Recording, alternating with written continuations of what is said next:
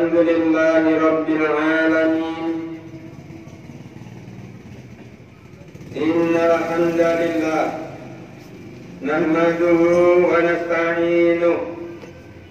Man yahdihillahu fala mudilla lahu wa man yudlil fala hadiya lahu. Asyhadu an la ilaha illallah wahdahu la syarika lahu wa anna Muhammadan abduhu wa rasuluh. Allahumma salli wa sallim ala abdika wa rasulika Muhammad wa ala alihi wa sahbihi wa man tabi'ahu bil huda ila yaumiddin. Amma ba'd. Ayyuhal hadirun rahimakumullah, usikum wa nafsi bitaqwallah. Ittaqullaha haqqa tuqatih wa la tamutunna illa wa antum muslimun. Allahu akbar, Allahu akbar. La ilaha illallah wallahu akbar. Allahu akbar walillahil hamd. Allahu akbar, Allahu akbar. Allahu akbar kabira walhamdulillahi katsira wa subhanallahi bukratan wa asila. Allahu akbar, Allahu akbar. La ilaha illallah wahdah sadaqa wahdah wa nasara abdah wa azama al-ahzaba wahdah. Allahu akbar, Allahu akbar. La ilaha illallah wa la na'budu illa iyyah mukhlisina lahud-din walau karihal kafirun. Allahu akbar, Allahu akbar walillahil hamd. Qala Allah ta'ala fi kitabihil karim, a'udzu billahi minasy syaithanir rajim. Likulli ummatin ja'alna mansakan liyadhkuru ismallahi ala ma razaqahum min bahimatil an'am wa ilahukum ilahu wahid wa lahu aslimu wa basyiril muhtadin. Hadirin jamaah salat Idul Adha rahimakumullah. Marilah kita senantiasa memanjatkan syukur kehadirat Allah Subhanahu wa taala atas limpahan nikmat dan karunia-Nya yang tak mungkin kita dapat menghitung dan merincinya, walaupun kita saling bantu dan saling tolong satu dengan yang lain, bahkan dengan alat hitung secanggih apapun. Pasti kita tidak akan mampu menghitung, mengkalkulasi dan merinci nikmat yang telah Allah berikan kepada kita, terutama nikmat hidayah iman, nikmat yang berupa Islam, yang sampai detik ini masih Allah Subhanahu wa ta'ala karuniakan dalam diri kita masing-masing. Ia merupakan nikmat terbesar, nikmat yang menjamin kesejahteraan dan kebahagiaan kita, baik di dunia bahkan nanti di akhirat. Kalau nikmat-nikmat yang lain setiap saat boleh datang, boleh pula pergi. Harta benda misalnya, suatu saat kita punya, di saat yang lain dia rusak atau hilang. Jabatan suatu saat kita punya, suatu saat harus kita lepaskan. Keluarga pun demikian, anak, istri, suami, atau siapapun sekarang yang ada di sisi kita suatu saat pasti akan meninggalkan kita. Atau kalau tidak, tentu kita yang akan meninggalkannya. Namun Ma'asyiral muslimin yang dirahmati Allah, iman dan Islam yang telah didatangkan oleh Allah Subhanahu wa taala ke dalam hati kita, jangan pernah sekalipun dan sedetik pun pergi dan hilang dari diri kita. Sebab bisa jadi saat iman dan Islam kita pergi walau sejenak, justru ajal saat itu datang menyebut kita. Naudzubillah, summa naudzubillah.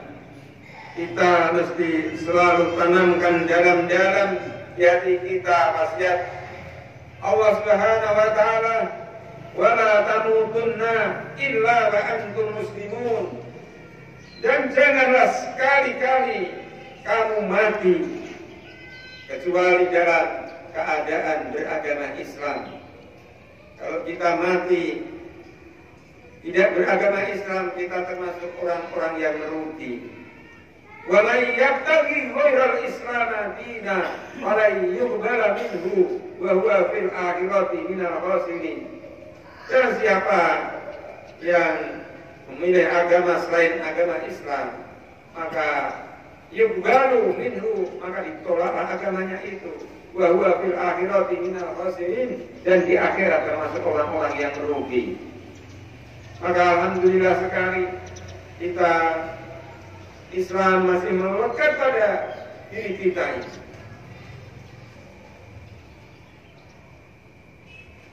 Ma'asyiral muslimin, jamaah Idul Adha yang dimuliakan oleh Allah, sudah barang tentu dalam pengertian muslim yang sebenar-benarnya, yaitu orang-orang yang senantiasa tunduk, orang yang senantiasa patuh kepada segenap ketentuan Allah dengan menegakkan dan menjunjung tinggi agamanya, yaitu Islam, serta mewujudkannya dalam perilaku dalam seluruh relung kehidupan kapanpun dan dimanapun.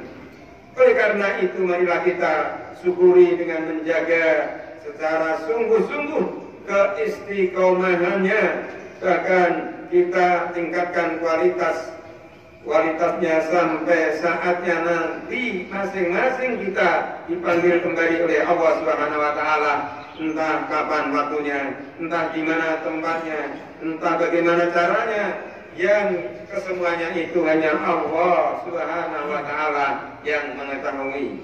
Nikmat-nikmat Allah yang lain mari kita syukuri dengan mendaya gunakannya untuk berbakti, mengabdi dan beribadah kepada Allah Subhanahu wa taala. Dan Allah Subhanahu wa taala telah menjanjikan, la in sakartum la azidannakum wa la in kafartum inna azabi lasadid. Sungguh jika kamu bersyukur, pasti aku Allah tambahkan untukmu nikmat. Dan sungguh jika kamu ingkar dan tidak mau bersyukur, ketahuilah sesungguhnya siksaku sungguh dahsyat. Allahu Akbar, Allahu Akbar, walillahil hamd.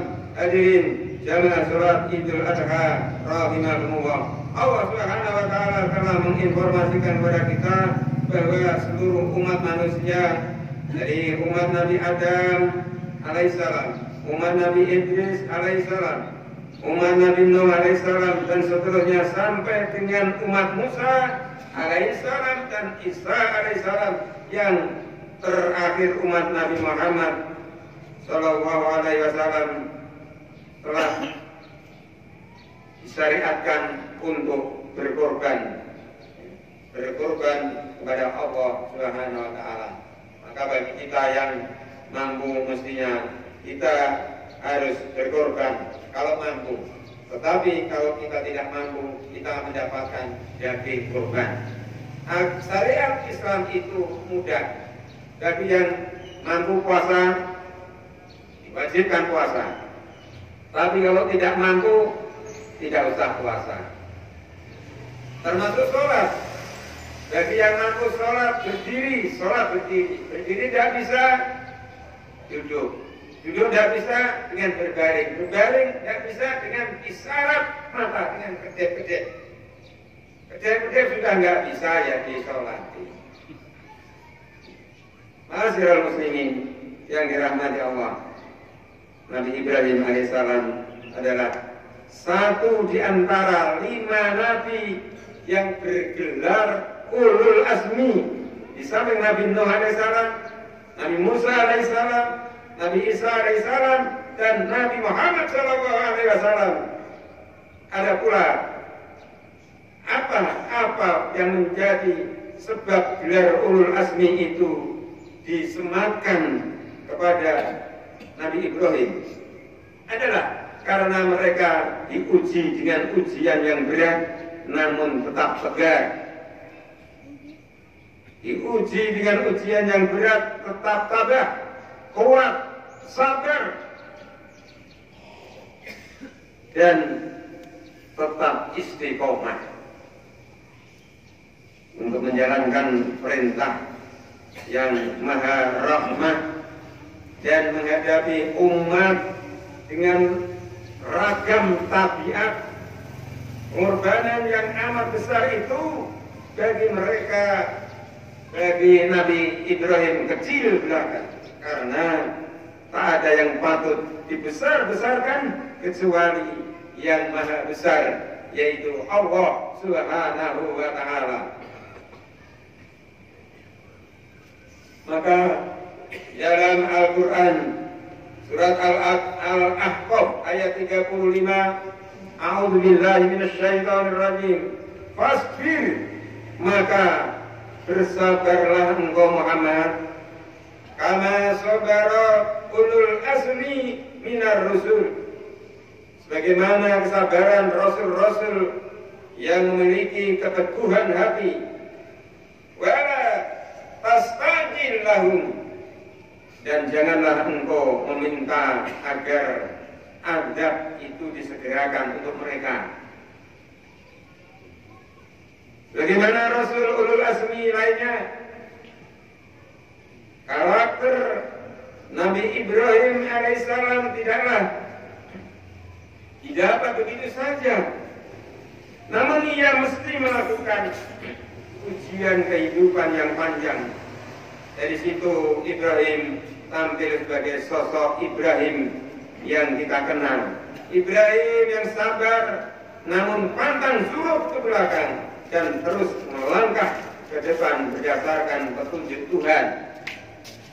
Dengan karakter yang kuat itu, Ibrahim membangun keluarga yang berkarakter juga, istri yang solehah, istri yang setia dan sabar, anak yang soleh, berbakti dan halim.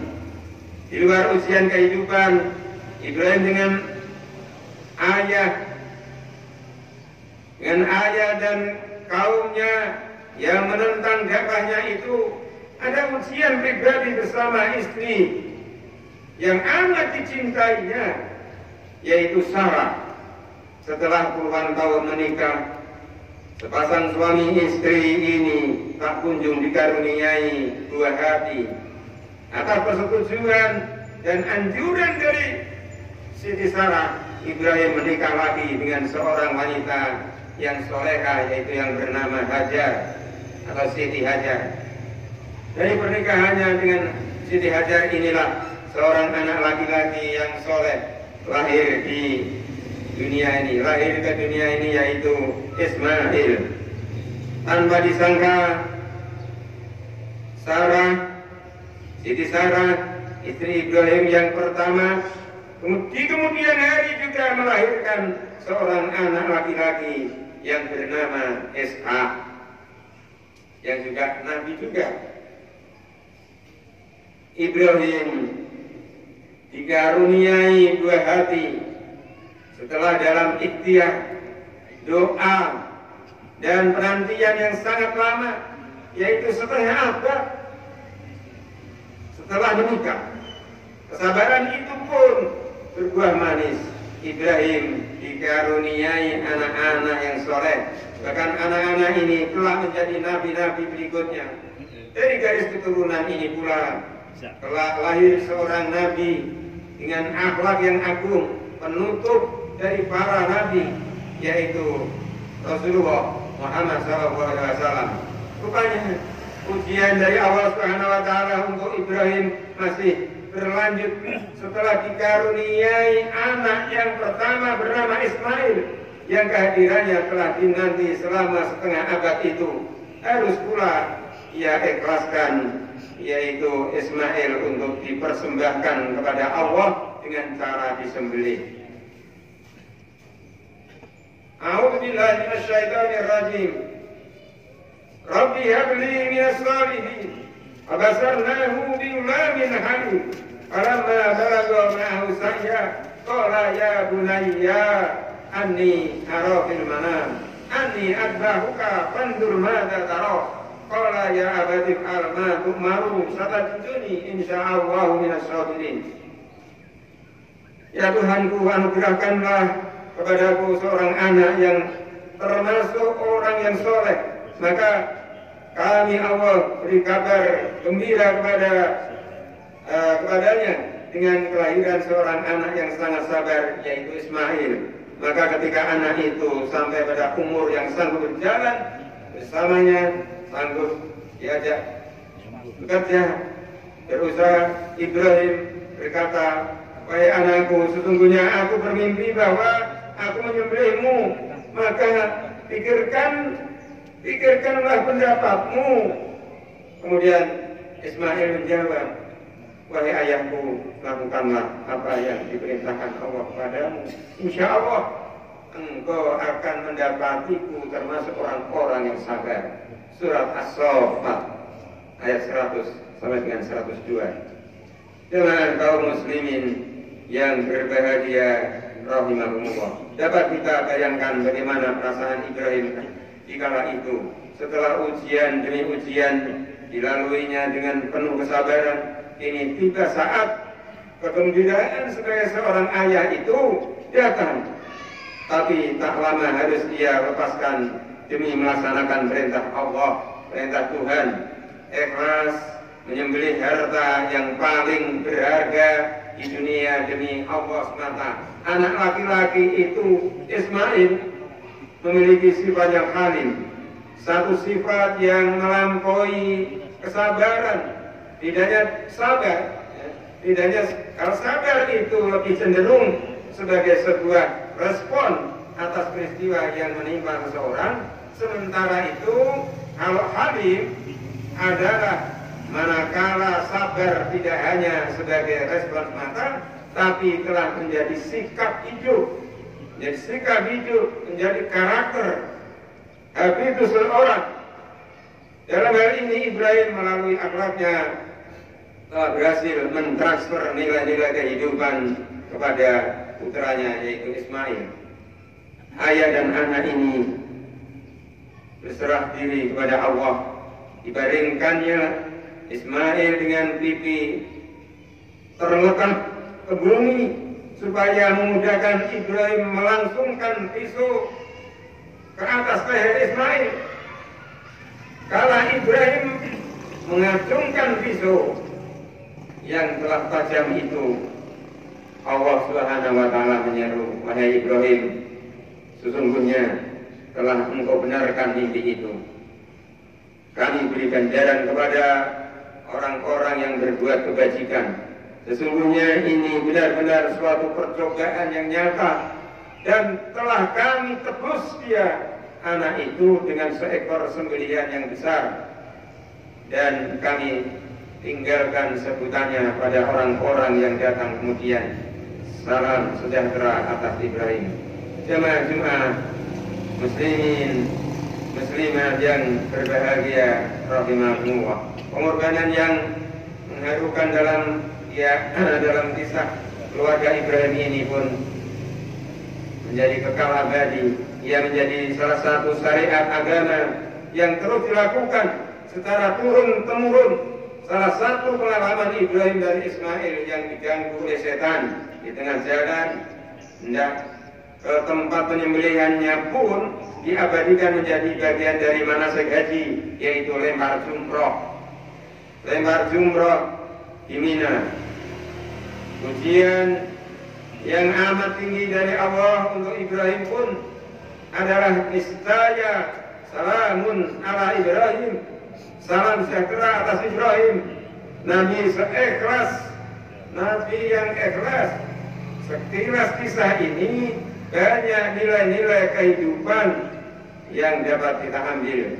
Mari kita renungkan dan amalkan dalam situasi dan kondisi masing-masing dengan sungguh-sungguh dan menatap menghadap Allahu Akbar, Allahu Akbar, walillahil hamd. Ada 7 nilai kehidupan yang dapat kita petik, yang insya Allah sangat bermanfaat untuk kehidupan kita bermasyarakat dalam rangka hablum minallah dan hablum minan nas. 7 nilai-nilai tersebut diantaranya adalah pendidikan dalam keluarga. Yang pertama, keluarga Ibrahim adalah salah satu role model, panutan dalam pembinaan keluarga yang sakinah, mawaddah warahmah, baik dalam aspek pendidikan anak, relasi suami istri, maupun peran sosok nahkoda yang membawa bahtera dalam mengarungi samudera kehidupan. Ibrahim walaupun istrinya 2 tidak ada yang ribut-ribut seperti kalau kita punya istri 2, 1 saja sudah ribut apalagi 2. Kemudian musyawarah, kemudian sabar, tawakal, cinta, ikhlas, dan rauf dan roja, takut kepada Allah dan berharap hanya kepadanya. Jamaah salat Idul Adha yang berbahagia rahimahumullah. Akhirnya marilah kita berdoa kepada Allah Subhanahu wa taala dengan merendahkan diri serendah-rendahnya di hadapannya dan senantiasa mengharapkan keridhaannya. Inna Allaha malaikatahu yusholluna 'alan nabi ya ayyuhalladzina amanu shallu 'alaihi wa sallimu taslima. Alhamdulillahirabbil alamin. Allahumma shalli ala Muhammad wa ala ali Muhammad. Allahumma ya Allah, ya Rahman ya Rahim, kami bersyukur telah Kau berikan umur panjang sehingga kami dapat menambah amal ibadah kami. Sekaligus kami dapat kesempatan bertobat dan memohon ampunan-Mu. Ya Allah, ya Ghaffar, ampunilah semua dosa kami. Kami sadar banyak perintah-perintah-Mu yang belum dapat kami laksanakan. Sebaliknya masih banyak larangan-larangan yang justru kami kerjakan. Kami banyak lalai ya Allah. Ampunilah semua dosa dan kesalahan kami ya Allah. Ampunilah pula dosa dan kesalahan orang tua kami, ibu bapak kami yang telah memelihara, merawat dan mendidik kami dari kami terlahir dalam keadaan telanjang dan bodoh. Mereka lah yang telah menutupi aurat kami dan menjadikan kami pintar dan cakap seperti sekarang ini. Sayangilah mereka ya Allah, ya Rahman ya Rahim, seperti halnya mereka telah mencurahkan segenap kasih sayangnya untuk kami. Kami mohon kepadamu ya Allah, berilah dan balaslah untuk mereka dengan yang lebih baik. Jadikanlah kebaikan-kebaikan kami sebagai kebaikan mereka pula. Berikanlah pahala untuk mereka atas setiap kebaikan dan amal soleh yang kami lakukan. Mereka lah yang telah mendidik dan mengajari kami. Allahumma ya Allah, jadikanlah anak-anak kami anak-anak yang soleh dan solehah, yang senantiasa menegakkan sholat, menjadikan mereka anak-anak yang dapat kami banggakan di sisi-Mu ya Allah, karena kesolehannya, yang senantiasa memberikan tambahan pahala untuk kami di sisi-Mu atas kebaikan-kebaikan dan amal soleh yang mereka lakukan. Karena kami telah mendidik mereka agar senantiasa beriman kepada-Mu dan beramal soleh. Jangan jadikan mereka fitnah bagi kami di sisi-Mu. Jadikanlah mereka orang-orang yang benar-benar bermanfaat bagi dirinya, keluarganya, dan masyarakat serta agamanya.